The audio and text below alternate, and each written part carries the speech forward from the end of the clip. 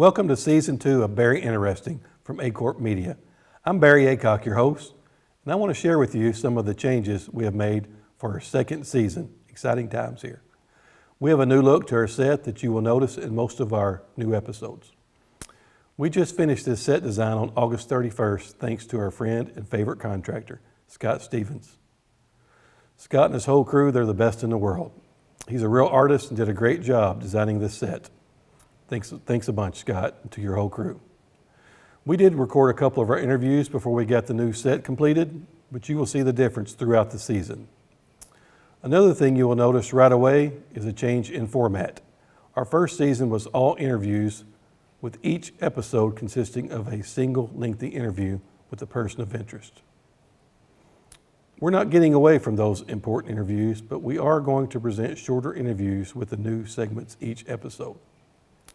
There will be a short news update, as well as a human interest segment. We will also be introducing you to some recurring characters who you will grow to love. We'll also be previewing our two new shows for the season. Our lineup of guests who will appear over the next 2.5 months is certainly exciting. Some episodes will feature people from our region with a unique and inspiring story to tell, while other episodes will feature newsmakers from around the state of Missouri. Additionally, we're releasing 2 feature-length documentaries this season that will be previewed on Barry Interesting. One is about the life and times of Norm and Debbie Swafford from right over here in Bernie, Missouri. The other will focus on the history of Los Prisos restaurants, which started 17 years ago right here in Malden, Missouri. We really have some exciting things to offer to you between now and November 19th. So look for Barry Interesting every Thursday night on Facebook and YouTube, Aycorp Media. You don't want to miss it.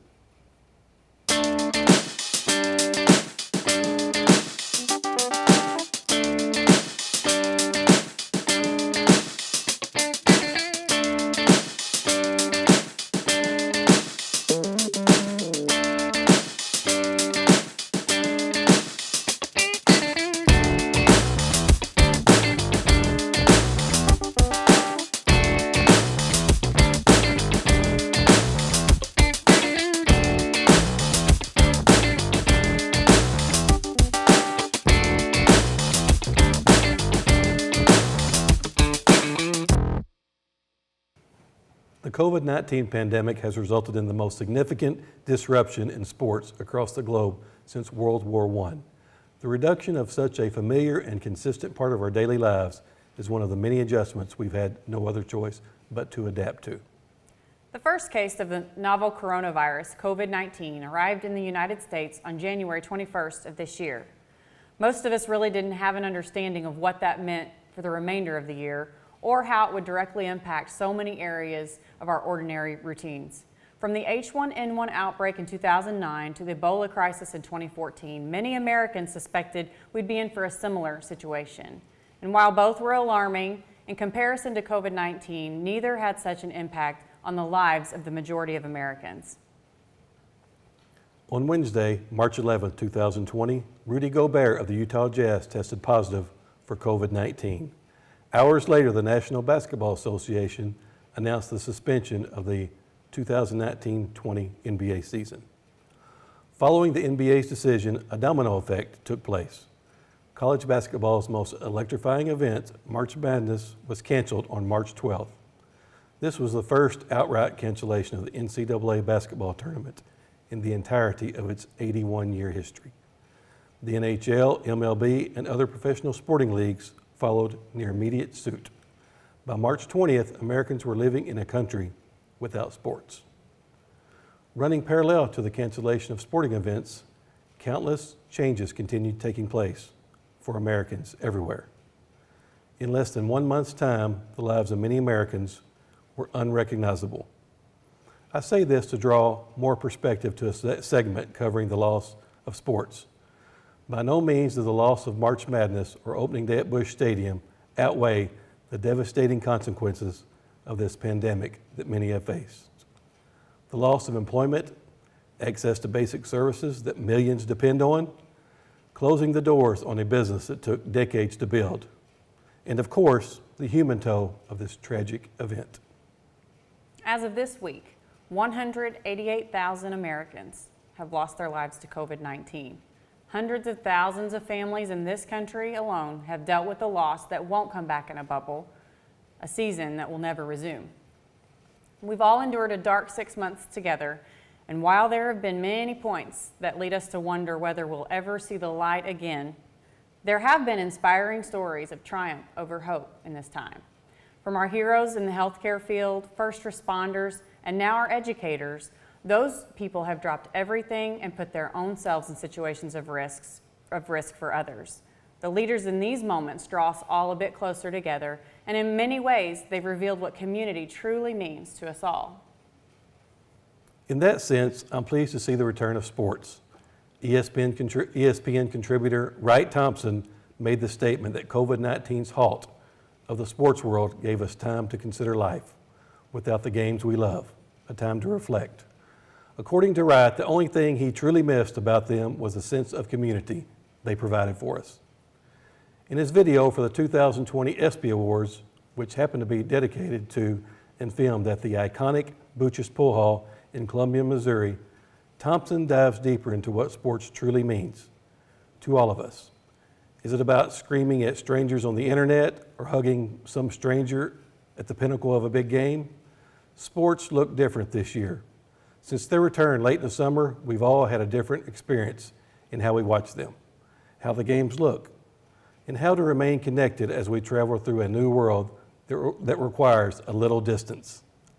Let's all consider that regardless of which side we've found ourselves on in the past. From the National League to the American League, Cardinals or Cubs, whatever tribe we find ourselves in, it's sports that brought us together.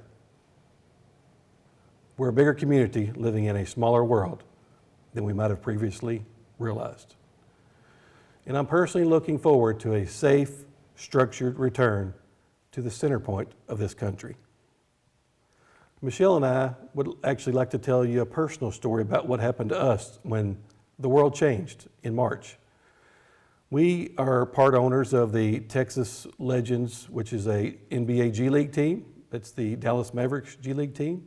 The team invites us to games every year. So we showed up at the arena in March on spring break with our boys. Donnie Nelson, the GM of the Mavericks, took us all over the stadium that night, the night that COVID hit, the night that Rudy Gobert was diagnosed with COVID. And it was a surreal night for Michelle and I because looking back, it's part of history.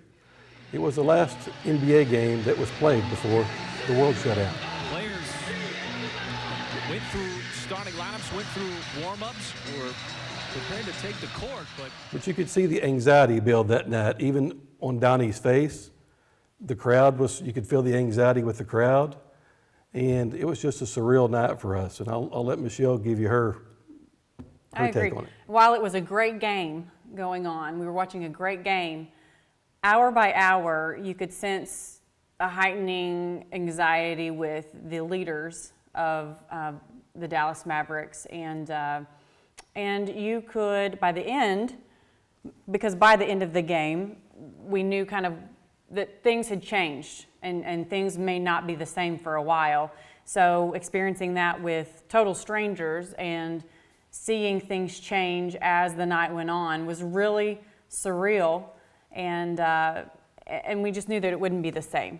We knew that it had something had changed, and I personally wanted to get out of Dallas as soon as possible. But we didn't panic. We stayed around for another day. Right. The iconic part of the night, I think, when history shows when the NBA shut down, Mark Cuban was standing about 30 feet from us whenever he delivered his famous interview about the status of the NBA. I mean, it was iconic on ESPN when he started getting the text messages about Rudy Gobert, about the NBA shutting down. I mean, it was uncertainty for him, it was uncertainty for the Mavericks, it was uncertainty for the fans. Like I said, the anxiety kept growing. The next day, although Michelle wanted to get out of Dallas, we actually went ahead and went to Frisco, where the Texas Legends headquarters is. And it was another surreal moment. We walked in to all the employees being gone, all the locker rooms were cleaned out, and that affects the lives of many. You definitely knew that something had changed and it was not going to be the same, but none of us could have probably predicted what was down the road. But looking back, we had a front row seat to history. That was the last game that the NBA had before it shut down. And I hate to keep using this word, but it was a surreal moment in history looking back. I think that night for the NBA, for NBA fans, NBA historians, will be a night that we won't forget and the world of basketball will never forget. Tonight's guest is considered a legend by many here in the state of Missouri and all over the boot hill. He played under Coach Gary Pinkel from 2004 to 2007 for what is arguably one of the greatest Missouri Tiger football squads of all time, a team that saw Mizzou ranked #1 in the nation for the first time since 1960. In his senior season, he started all 12 contests, pulling in 84 receptions, a school record for 834 yards. His 203 receptions set a school record and were the most ever by a Big 12 conference tight end. And his 2,175 career yards ranked second in school history and made him the third Tiger to reach 2,000 career receiving yards. Selected by the Cleveland Browns in the 2008 NFL Draft, he played for a number of storied franchises before finishing his career right here for the Kansas City Chiefs in 2012. He's the son of a former state representative. He's followed in his father's footsteps politically since returning from St. Joseph. A great Missourian and an even better human being, please welcome my friend and his wife, Martin and Gianni Rucker. Welcome. Thanks a lot, Barry. Appreciate you having us. Pleasure to have you here today. Gianni, welcome. Thank you for having us. Thank you for coming. What in the world are y'all doing in Malden, Missouri? Did y'all get lost?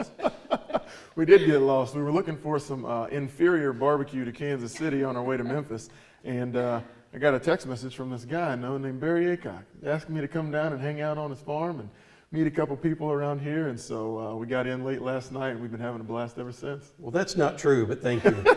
We're going to get some barbecue later. There we go. So, Gianni, tell me a little bit about your family, how you met Martin, your children. I met Martin when I was a senior at Mizzou, and he was back in town for a softball home run derby. Jeremy Macklin was putting it on in Columbia, and we ran into each other at a bar downtown in Columbia. So was it love at first sight? Absolutely. He told his friend, a mutual friend of ours, Tommy Saunders, he played football with him. He said, I think I just found my wife. And when I saw him, I was telling my friends, oh my goodness, I need to marry this guy. So it was instant. I think we mentioned marriage for the first time about a month after meeting. So, Martin, this is a trick question, but you might not necessarily be the best athlete to come out of Mizzou in your family. Your wife played volleyball for Mizzou, correct? Very true. So tell us about your volleyball career. I did. I started at Long Island University post-campus in New York. And then after 2 years, I ended up transferring to Mizzou. I walked on. I played there my junior spring season. And then I went back to New York for my super senior season for my last year of eligibility. But tell us a little bit about your dad. I've never met your dad. Everybody tells me he's a great guy. Yeah. You know, I've been involved in Democratic politics. Your dad was a state rep from the St. Joseph area. Yeah. So tell us about your mom, your dad, and your brother, and your sister. Yep. Awesome. My dad was a union sheet metal worker for 33 years. He played college basketball. Played at JUCO in Wyoming, and he never got his degree, but he worked really hard. He worked 12-hour shifts, and we were a family that we didn't have everything that we wanted, but we had everything that we needed. And my mom was a stay-at-home mom at the time, and so he worked 12-hour shifts on end. But I always tell people that my mom's job was harder than his because she was raising myself and my 3 other siblings at home. But they always taught us to give back to our community. They raised us in the church, and while we had everything that we needed, they taught us that kids in our school and families in our community didn't always have everything that they needed. And so we were taught to give back when we could. And that was something that was rooted deeply within myself and my siblings as well. And you touched on the politics. Well, my dad was, and my mom as well, they both served on various boards in the community, and they were really involved. And so one day, my dad came home and he was like, I think I'm going to run for state representative. and we're sitting around the dinner table, and we go, well, what's a state representative? You know, we didn't even know what it was. And so he ran and he won. And that was kind of where I got bit by the bug, because I was able to see the good that you can do when you're there for the right reasons. You know, when you're there to try to help people and not just to play politics, or further advance yourself or your career. You can really do some good things for the people in your community and the people in your state. So your brother played for Nebraska, Yeah, and he unfortunately, played yeah. for the Carolina Panthers, correct? So being from Missouri and probably a big Mizzou fan growing up, how did that go over in your household? So he was a big Mizzou fan, actually, and he wanted to go to Mizzou, but they didn't recruit him. They didn't recruit him very hard early on, and then once Nebraska came in the door, then Coach Smith started calling, and by then Mike had pretty much already made up his mind. And fortunately and unfortunately, it worked out really well for him. You know, he won 3 national championships while he was at Nebraska. We got to travel all over the country watching him play and going to bowl games, and so that was really cool. And for a young kid from a small town like St. Joe, we didn't have a lot of those athletes. I couldn't, at that age, couldn't tell you any. And so to be exposed to that and to see what I could become if I stayed on this track, if I stayed on this path, if I got good grades, if I worked really hard, to see that that could be a reality, it was so huge for me. And so I just tried to pattern everything that I did after his career and after the work ethic that my father taught me and that my mother instilled in us growing up. So your mom and dad were kind of a team on everything, but your brother probably inspired you just as much as your mom and dad, because he was waving that carrot. I've made it, you haven't yet. Yep, and your parents, you know, my parents were telling me, you can do it, you know, and then Mike was the example of, yes, you can. It wasn't just words that they were feeding me at the dinner table or something that I was reading in a book. It was something that I was able to see every day for 4 years, 5 years while he was at Nebraska, and then for another 9 while he was in the NFL. So Mike was drafted when? Second round in 98. 98 was his draft class. So what's it like to be sitting there with your brother about to go to the NFL? I mean, not many families get to feel that emotion. Yeah. Was it nerve-wracking? Did you think he wasn't going to get drafted? He finally got drafted in the Second round. Second round? It was so cool, and you watch the first round go by, and I'm, I think, 12 years old at this time. And so I know my brother's a good football player, right? Like, he's the best thing I've ever seen, of course. But you don't understand the full gravity of what's about to happen and what he's going through. And our house is packed with people, his high school coaches, a bunch of friends from the community, people from church, family members, and things like that. And so we're just watching it go by, you know, watching all the names be picked. And then the cordless phone rings. And, you know, he picks up the phone, and his agent had called a couple times. And then this one was a little bit different, you know, it's yes, sir, I'd love to, sir. And everybody's just staring, and you can kind of sense that this is a different phone call. And then you see the name come across the screen, Carolina Panthers select Mike Rucker, second round, and I mean, everybody just exploded. I bet you that was a great feeling. It was so cool. It's something that I'll never forget. And, you know, just remembering that feeling, and then you fast forward to 2008 and hearing my name called and getting that phone call, it was like I felt how he felt, and I remembered all the emotions from back then too, and it was just so cool. It's something that a lot of families don't get to experience, let alone twice. And to be able to see my brother go through it, and then to feel like, because we're 10 years apart, so we never got to play against each other, but to feel like we're a part of the same thing, the same brotherhood, was really, really cool. I bet your mom and dad were so proud. They were, and they're so supportive. They, you know, we were very fortunate to grow up with the parents that we have, and it was so cool for them, for me to be able to make it as well, because I know how happy they were and how much fun they had following my brother around. So to be able to help them relive that and continue that tradition on was really, really special to me. What are some of your hobbies? Well, let's get into that. Yeah, I love to hunt, love to fish. Obviously, I love sports. Don't really play them too much anymore because I don't want to get hurt, and getting hurt's not the problem. It's rehabbing the hurt. So I don't feel like going through that again. But I love to hunt and love to fish. Those are probably my main things. And I love just hanging out with my family, parents and everything included, but hanging out with my immediate family now that we're building, and just enjoying friends around the area. So Martin, after football, we're going to get into that later. Sure. We're teasing the audience right now with the football stuff. So what's your real job during the day? So right now I own my own trucking company. Whenever I retired from playing football, I had a buddy who got me involved in real estate development. And so through that, I got interested in construction. And I had a couple of mentors that were helping me transition from the NFL to the real world. And I told one of them that I was interested in owning my own business. And in construction. And he said, well, I've got a guy you should probably talk to. And so he introduced me to Jim Kissick, and Jim Kissick owned Kissick Construction there in Kansas City. It's one of the largest full-service construction firms there. And so I met with Jim and told him that I wanted to own my own construction company one day. And he said, you know, that's a great idea. He said, if you can own your own minority construction company that can show up, can do the work, doesn't need their handheld, he said, you'll never run out of work in this town. He said, have you ever done construction before? I said, well, you know, I built a clubhouse or two when I was a kid. How hard could it be, right? And he says, well, I suggest you come work for me for a little while and lose a little bit of my money before you go out on your own and lose all of yours. He told me that on a Friday. I started on the next Monday. And I actually started out in the ditch putting water line pipe together when Kansas City was building the streetcar.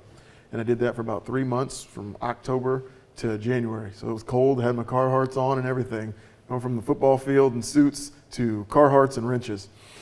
I did that for about 3 months, and then I started riding around with our supervisor and foreman.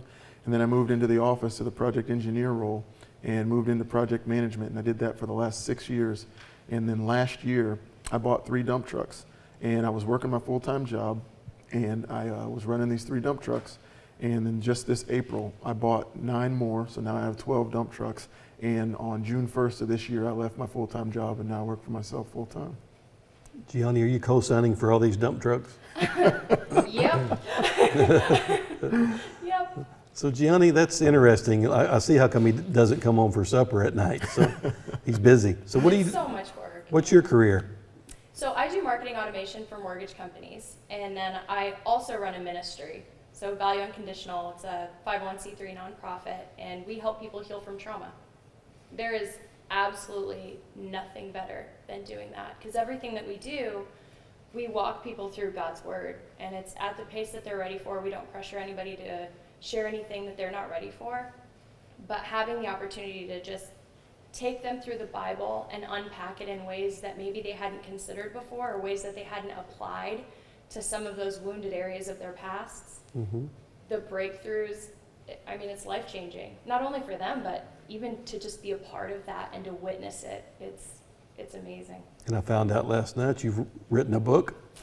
I did. I wrote a book in 2018 called Trauma-Sensitive Purity, and that is a Bible-based guide for parents to talk to their kids about bodies and boundaries and birds of the bees, all the tough conversations, just to give them a little bit of a guide from God's perspective.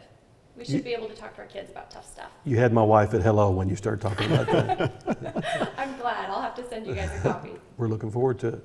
So that's great. Great work you're doing there. Thank you. And y'all go to Hillsong Church in Kansas City, correct? That's a very large church. It is. It's a global church, and you know, they're very good at engaging the youth, but also teaching the Word of God. You know, there's so much in religion now that is agenda-driven, and it was very refreshing to go to a church that preaches the Word of God, and it preaches acceptance, and it's all about bringing people to God, not telling people why they don't fit in to God's mold, because there isn't a mold. You know, Jesus Christ himself walked with everyone, and it was his mission to bring those who didn't believe in him to him, not push them further away. And so we really feel like this church does a great job at that. And Gianni serves on the coffee team, and I was on the welcome team, and have recently transitioned into the young adults teaching role there at the church. And so it's been a really good opportunity for growth for myself, for her as well, and just another way that we're able to give back to our community.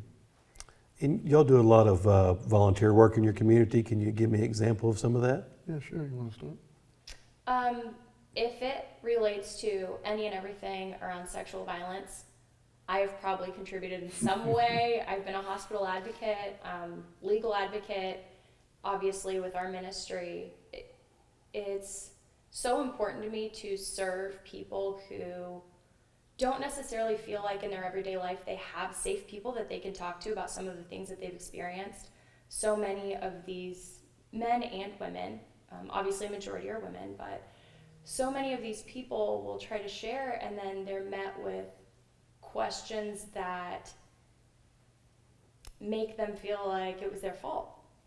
So it's so important to me to just be able to come alongside them and let them know that I believe them and I'm there for them and I want to support them however I can and however they want me to. It's not about me telling them how they need to move forward with their healing journey. It's supporting them where they are. Well, Martin, you can't answer that question any better, so I'm not going to ask you. So I do have a question for both of y'all. Sure. How has your faith, you seem to be a couple of faith, I think that's the reason your marriage has been so successful. So how has your faith guided you in your career and in your football career and your work career with the new business you have? Well, it's the root of everything I do, right? And so everything that I do, I always bring it to God first. And then I heard a saying a long time ago that if God brings you to it, he'll bring you through it. And so you're going to go through trials, you're going to go through tribulations. But as long as you keep on pressing and you always keep him at the front, even if it doesn't work out, whatever you fall into is going to be where he had you. And it's going to be better than what you thought you actually wanted. And so I always just keep that in my mind. The other thing is we're nothing without God, and it's not going to work without him. So sometimes you may get upset, and it's okay to talk to him about that and tell him about that. But if you turn from him, whatever you think you're going through and how bad you think it is now, it can get a whole lot worse. And so I think part of that is my upbringing as well. You know, my parents rooted us deeply in the church, and I've just seen him show up in my life so many times, and he's kept me from different things that could have gone wrong, and he's also kept me from things that could have gone right, and everything has led me to this chair right here, and I wouldn't change a thing about it. And so I'm so very fortunate and very thankful for the role that God's played in my life and all the blessings that he's given me, and the tools that he's given me to walk through life and also to help guide other people. Because sometimes you go through struggles and it's not for you, it's for the next person you meet, and you're going to be able to help steer them from something that could really alter their life or a decision that they would make that is not a very good decision. And so as long as you keep your eyes open and your heart open, God will put you in the right place. Well, you two are living proof that dreams come true, but bad things happen, but they never last, right? Absolutely. So Tough with- times don't last. That's right. Tough With your people faith, do. it gets you through the hard times. Mhm. So in 2016, probably 2015, the genetic defect that Martin had with his dad, he decided to get into politics, right? Yep, he did. He did. And I'm clearly not as pumped about the whole political side, but I supported him through it. She did. And he really wanted to just make a difference. So in 2016, Martin ran for state rep in District 14. 14 against Kevin Corlew. Mm-hmm. And it was a very contested race. You narrowly lost by like 900 votes, right? Yep, something right, yeah. 52 to 47% Mm-hmm. on both of your races. It was easy for me to remember. Yep. So tell us a little bit about your state rep race. You got your feet wet. Mm-hmm. I'm sure your dad was a big campaign manager for you. You need to go see him. You need to go see him. Yep, he was an air traffic controller there. But it was fun. You know, I really enjoyed the opportunity to be able to help people in that manner. And you know, we're from St. Joe, but St. Joe was about 47 miles north of where we live. So we weren't necessarily from the area that I was running in. And we'd only lived in that area for, probably 3 months, 4 months before I decided to run. And so it wasn't like we just walked in here and we knew a bunch of people and we were shaking hands with our longtime neighbors and things like that. It was really a grind. And that was what I enjoyed about it. You know, playing sports, that was what I knew, was grinding.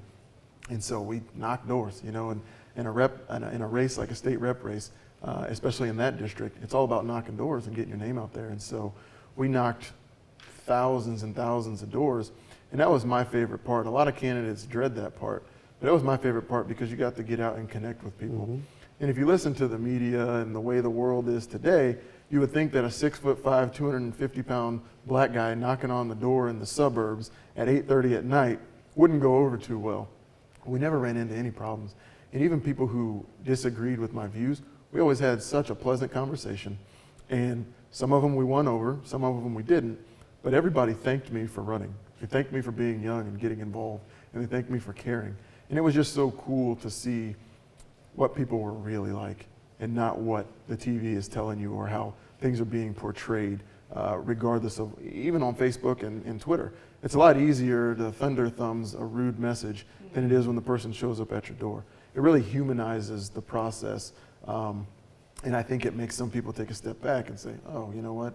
Maybe this whole thing isn't about the D or the R, but it's about the issues, or it's actually about the person being a good person and not just a Republican or a Democrat. And we need more civility in politics, and I think you've done a good job of promoting that in your races, both of them. Thanks. So did you not get enough in 2016? So you said, by golly, I'm running again in 2018 for a bigger territory. Absolutely. Senate District 34? 34, yep. You run against Tony *𝚅𝚘𝚘𝚘. I did. So tell us a little bit about that race. I mean, you got involved in some negative advertising. I know they got you confused for your dad for the Confused. school board. So there was a lot of lies and negative advertising in that race. So tell us a little bit about the flavor of that race. Sure. You know, there was a lot of dark money in that race, and so it was a really big deal. It was the #1 targeted Senate race in the state, and so you've got a lot of outside players, but you've also got a lot of the same old people that don't want to see the guard change. And so there were some very misleading ads, and actually at one parade we went to, they had a tracker there. And so, you know, a guy with a little camera walks up to you and tries to ask you a bunch of agitating questions. And so literally for this entire probably 3.5 mile parade route, this guy was following us and filming us, trying to get us to say something silly or agitate us into doing something to him or something like that. And so that was very interesting. And for me, that stuff doesn't really make me mad. It's kind of like, oh, I've seen this before. It's like, oh, they're trying to do that to us. Like, we must be doing really well. Gotcha. Exactly. And so it was, I say it was really cool, but that was just, you know, some of the dirty tricks and things that they tried to pull. And then a week before the election, they ran a mailer that the St. Joseph School District had gone through some problems with a scandal with some money, and the proper people were punished. My father was on the school board at the time, and he was actually, he was a member of the school board, but when all this went down, they actually elected him board president to see them through all of the regulatory things and the compliance issues that they were dealing with to get everything resolved. So really, my dad was a bright spot in this whole investigation, but since my father and I have the same name, they tried to make it look like I was a part of this scandal and tried to tie me to my dad as part of the scandal, when really he was helping see it out of the darkness. And so that was one thing. And then about a week before, there's a law firm there in Kansas City that dumped $100,000 into a PAC that ran a bunch of negative TV ads literally 1 week before the election. So there was a lot of interesting things that went into that race. And you know, we still only lost by 3 points, 3.5 points or so. And so while we didn't win, it makes you feel good about what you were able to do, the conversations you were able to have, and some of the minds you were able to change and even open up, because we had a lot of support. We had a lot of support in areas that Democrats hadn't had support in Platte and Buchanan County in a long, long time. Well, I think you'll be back one of these days, right? In politics, we need you back. So let's get into some issues like African American ownership of small businesses. Yeah. What can you tell a young African American that's wanting to start their own business? Go do it, you know, and seek counsel of others. People are willing to help and people want to help. You just sometimes have to seek them out. And here in America, we have this mantra, right, of pulling yourself up by your bootstraps. And it's just not a real thing. I mean, you have to do the work and you have to go through the struggles to make it go. But at the same time, no one gets anywhere without help from someone else along the way. Everybody. Every single person. Everybody can't be born to the right family, right? Exactly. And so don't be afraid to ask questions. Don't be afraid to look stupid, because whoever you're talking to, if they know that answer, they had to ask it themselves at one point. They're just a little further in their journey. And so being fearless, not being afraid to be vulnerable, put yourself out there, because at the end of the day, we're all real people. And when you're talking to another person and you're being open and you're being genuine, they can sense that. And oftentimes, especially if you're talking to a good person, they'll sense that and they'll want to help you, because they'll see a little bit of themselves in you and they think, let me help this person get to where I am. And again, you're gonna have to put in the work, and there's gonna be some nights where, you know, you're sleeping for 2 hours and you're getting up and doing the whole thing all over again, but it'll be worth it. You just gotta keep going. You gotta want it bad enough, right? Absolutely, and that's anything. So this is not a trick question, but it's a question that Democrats often get asked. Mm-hmm. and Republicans only like to frame the abortion issue as the unborn child. Sure. So how can you be a Democrat and be a Christian and be so strong in your faith? Because you don't control other people's decisions, right? Abortion's not a choice that I would make, but it's not up to me to decide what the other person should do. And that's the way Jesus was when he was here on earth. He never made anyone follow him. What he did was showed them an example of what they should aspire to be. And he lived it so well that there were so many people that wanted to follow him. So he never made anyone follow him. He just lived an exemplary life that made people want to do that. And I believe that that's what we're supposed to do here. It's our mission to live the way he lived, make people want to have a piece of what we have, which is him, and we don't judge. Because we all know that whatever we've done wrong, or whatever somebody else has done wrong, we've done something just as equally bad, and there's no sin that is greater than another. So just because you don't sin in the same way that someone else does, makes you no better. Whatever it is that's your vice, whatever it is that is your untruth, it's no better than that person's. And so that's the lens that we need to look at, and that is what has always guided me. So, Gianni, you weren't a Democrat when you first met your husband. Well, I didn't think I was. I learned pretty quickly thereafter that perhaps I had more Democratic views than I realized, but I was raised believing wholeheartedly up until 2016 that I was a Republican.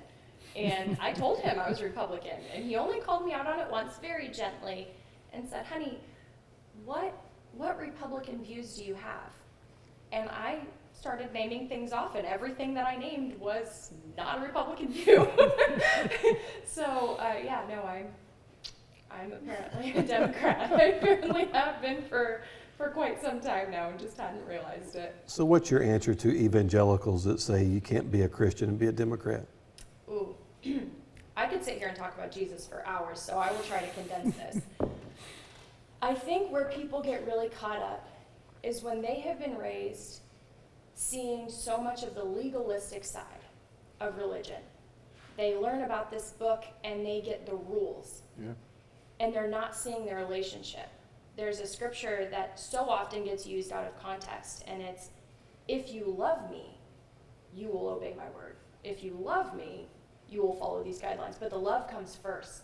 Amen. The love has to come first. It's, of course I love you. I'll do whatever you want me to do. I love you, God. But we try to get people to follow all these rules in order to get the love, and they're doing it backwards. Amen. I want to love people so hard that they want to know where that love is coming from. Because my cup can only get filled up by God. If Jesus is flowing through me and I'm able to love on these people exactly where they are, no matter what they're going through, and they don't feel judged, and they can say, oh my goodness, I've never had somebody use this book to treat me this way. It does something different for them. You know, abortion ends up being such a big deal that people talk about, obviously, don't kill the babies, don't kill the babies. That's so much of the focus. That's what abortion is.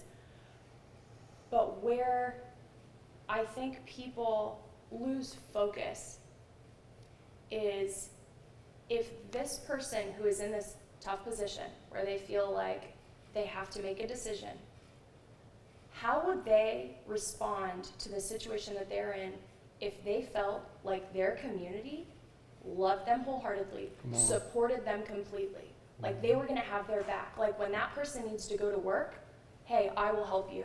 I know you're in a tough situation right now. I'll watch your kids on the weekends so that you can go pick up that second job to provide for your family. How different would people's lives be if they felt like they were really being loved on by the church the way that Jesus loved on people? So it really, really humbles me for y'all to be here today. It's an honor to have y'all on the set, and come back sometime. Absolutely. Always welcome. You Thank say the word. Thanks, Barry. Great having you. Thank you so much. Thank you so much for having us. Thank you. The audience has been waiting to get into Martin's football career after this very long interview that went really, really well. I'm just kidding. So now we're going to transition Martin into his football career, and we're going to test his football knowledge, all things Mizzou football. We're here in the studio today with Martin Rucker, famous Mizzou Tiger, And we're getting ready to play Name That Tiger. Are you ready for this, Mark? Absolutely. You sure? Yeah, let's get it on. Do you know your history? Enough. Don't disappoint the fans down I'll there. do my best. Who was the all-time career rushing leader for the University of Missouri football team?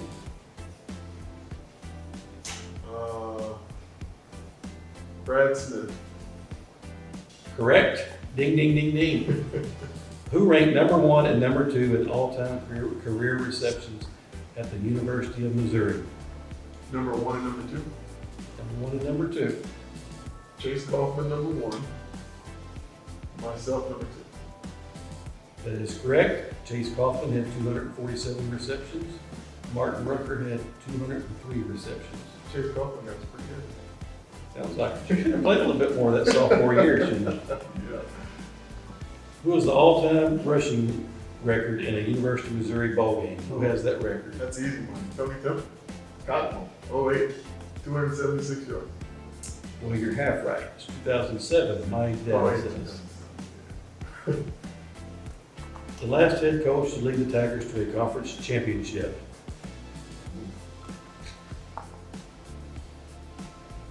Come on, Martin. Don't let the fans down. It's been so long since Mizzou's won a conference championship. No pressure. Yeah. I'll give you one hint. It was the year I was born. Do the math backwards. What are you, 25? So 26. I don't know though. Dan Devine, 1969. Sure. What player was drafted 13th in the 1979 draft by the San Diego Chargers? Kellen Winslow. Have you ever met Kellen Winslow? No, but fun fact, his son was the tight end in Cleveland when I got drafted. The soldier.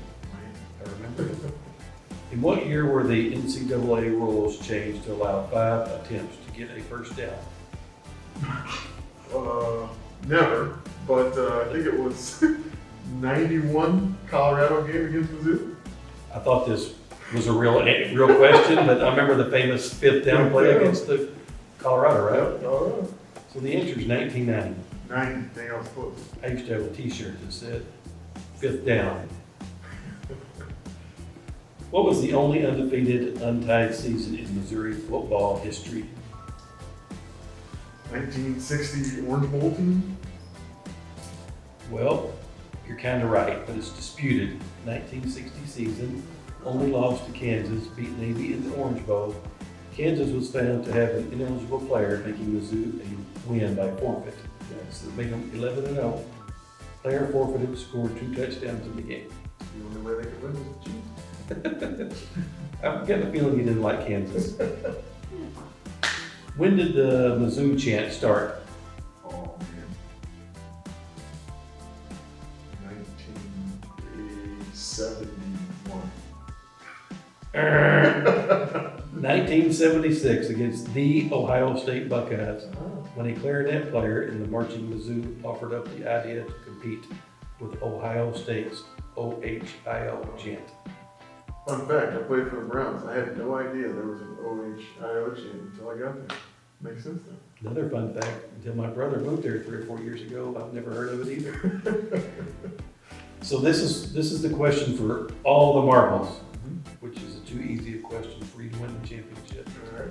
The Missouri Tiger is known for his tail-twirling antics and shooting water out of a fire truck after Mizzou victories. He's unmistakable striped fur makes him a staple at all Mizzou games. What is his name? True. Truman the Tiger. Yeah. That's a winner, guys. So Martin, thank you for playing Yeah, absolutely. Thank you. Mizzou trivia. I'm surprised I did so well. You know your Feel pretty trivia. good. You know your trivia for sure. So Martin, are you ready to talk about your life in football? This is only athletics. Okay. Although I did find out that you ran track in high school, right? Sure did. So tell us a little bit about your high school career. When did you really know that I'm going to be an NFL football player? I'm that good. 6th grade. Wow. It's funny, I promise you 6th grade was the year I made up in my mind I was going to be a professional football player. I actually was the only 6th grader who started signing his papers, signed my autograph on my papers instead of printing my name, because that's what professional football players and college players did. And, you know, I was one of those kids that was naive enough to think that when people told me all I had to do was work really hard, I could be whatever I wanted to be. So I thought as long as I worked really hard, I could be a professional football player. My son thinks the same thing. He's practicing his autograph right now, and he's going into the 6th grade. So. Sounds like a smart kid. Martin, you were a 3-star tight end coming out of high school with multiple offers from Power 5 schools, Nebraska, Kansas, Colorado State, and Mizzou. What made you decide to stay at home? Or what made your brother not decide to stay at home? Well, I'm the smart one, so that's Obviously. But at that time, Nebraska was still running the ball a lot, and so I wanted to go to the NFL, but I wanted to catch touchdown passes, and so I didn't want to go somewhere where I was just going to block for another great running back to go to the NFL. But also, Coach Pinkel and Coach Hill did a fantastic job at recruiting me throughout the process, and they sat in my living room and they promised myself, my dad, and my mom that they would always give me the ball, and that they would always have a quarterback there to give me the ball. And so you can sit in the living room and promise my mom that, then you're probably, or at least you better, stand up to your word. And so they lived up to it. And, you know, another thing that I always talk about is how growing up in St. Joe, you're either an MU or a KU fan.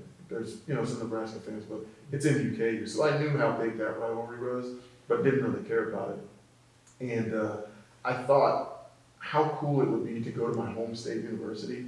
And back in '97, when Mizzou almost beat Nebraska, I was at that kickball game. And I saw all these rabid, crazy Mizzou fans that you've never seen before because they hadn't been good. And so I thought, man, how cool would it be to go to my home state school and be a part of the turnaround and bring that kind of excitement back to the university, back to the athletic department. And so, you know, on that dream and on Gary Pinkel and Andy Hill's word, I forged my own path to Mizzou and worked out pretty good. That's a good follow-up question. A lot of times coaches probably go into athletes' households and make a lot of promises, but he kept his word to you, didn't He did. And, you know, that was one thing that Coach Pinkel and that whole staff, they modeled and they instilled in all of us was integrity and honesty. If you say you're going to do something, you do it. And they played such an integral part in molding myself, but a lot of others into young men. And that coaching staff, I would be honored to send my child to learn how to be a young man under their tutelage any day. he? Promise made was a promise kept. Absolutely. You played on a few good teams over your career at Mizzou, but your senior year in 2007 is widely considered one of, if not the best teams in Missouri history. Playing in the Big 12 championship game and winning the Cotton Bowl, tell us a little bit about that magical year that Mizzou had. You know, that season was a culmination of a lot of squandered opportunities, to tell you the truth. We, you know, in 2003, we got to our first bowl game that we've been to since '98, and before '98, it had been even longer than that. We had the 2004 season where we were supposed to be even better, and we didn't go to a bowl game. Then in 2005, we went back to the Independence Bowl game, and we were supposed to be better. We had these couple of seasons where we had good teams, but late in the season, we would fall apart in the fourth quarter of games. We would lose a strand of 2 or 3 games, and it would knock all our goals off the table. And so we had a locker room full of guys who had endured that and saw what it looked like when the team started to fall back down that same path. And we just made up in our minds that we weren't going to do that. We weren't going to be those guys, and we were going to be the team to get us over the hump. And while we didn't, you know, win that Big 12 championship, we got as close as you could come to it.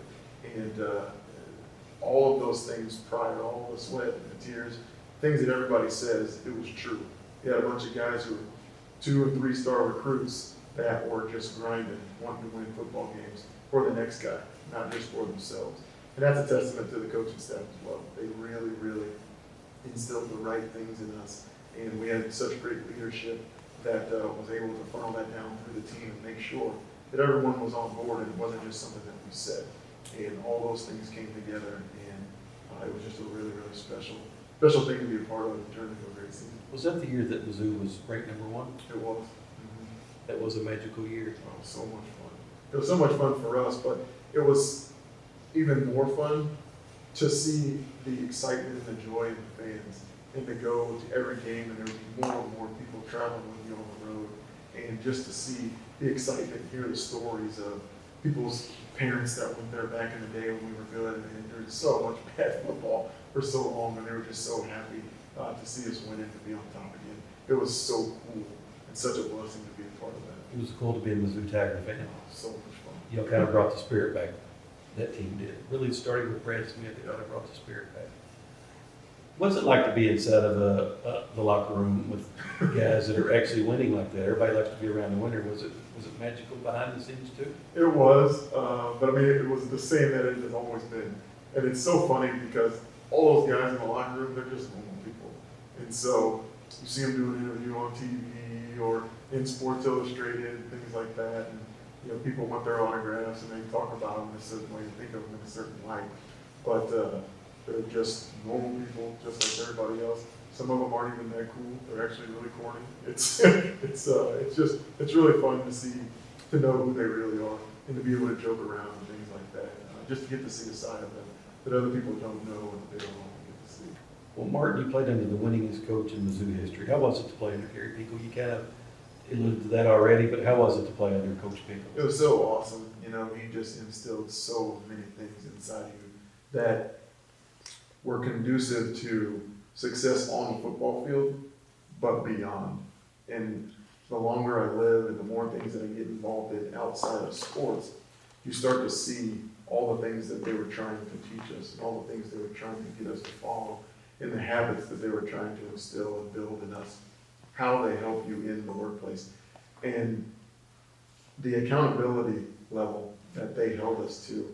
When I got into the real world and was an employee at a business and saw people that were much older than me that didn't have the level of accountability that I had, you know, not bragging on me, but, you know, you can tell in just seeing excuses. You know, we were a no excuses program. It did not matter. You had to get it done. And so seeing how that wasn't the way that the world worked normally, and being a younger person and being around so many older people in the project management realm, it just blew my mind. And I understood even more how valuable it was to be able to play college sports and to be underneath the tutelage of Coach Pinkel and Mike Alton as well. I mean, we had such great leadership at the university at that time. We've got great leadership now. And Coach Pinkel, again, just himself, such a good guy, huge heart for the community, and I'm actually on the board of his GP Made Foundation. We talk regularly, and he's a great mentor and a great friend outside of being the old ball coach. So the bottom line, if you was a crybaby and made excuses, Coach Pinkel wasn't your guy. Not at all. Didn't work for you. Because we had a few of them that didn't last. So Martin, we are filming this show here in Missouri Boudreaux. You know, there's a few guys that you played with in the Boudreaux. William Moore from Maytag and Jimmy Jackson from Crothersville. I believe he's coaching at Crothersville now. What can you tell us about playing with these Boudreaux guys? Since you're here in their home area, did you get to spend any time with them? I did. I spent, you know, quite a bit of time with Willie Moe there for a period there when we were in college, and hung out with Jimmy Jack a little bit. And they were great guys. You know, they were funny dudes. You know, that was one thing that everybody that I know from the boot, even the younger guys that I didn't play with, they all had a really good sense of humor, and they all seemed to be into music as well. But I always enjoyed them, and it's always good to see them whenever we get back to Mizzou or do some of the things that we do outside of Mizzou as well. So I think you retired in 2014, had a few knee surgeries.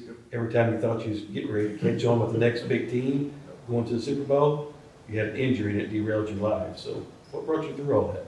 My faith in God, you know, that was the main thing is my faith was so strong that I knew that whatever was happening, whatever was going on in life, it was part of God's plan.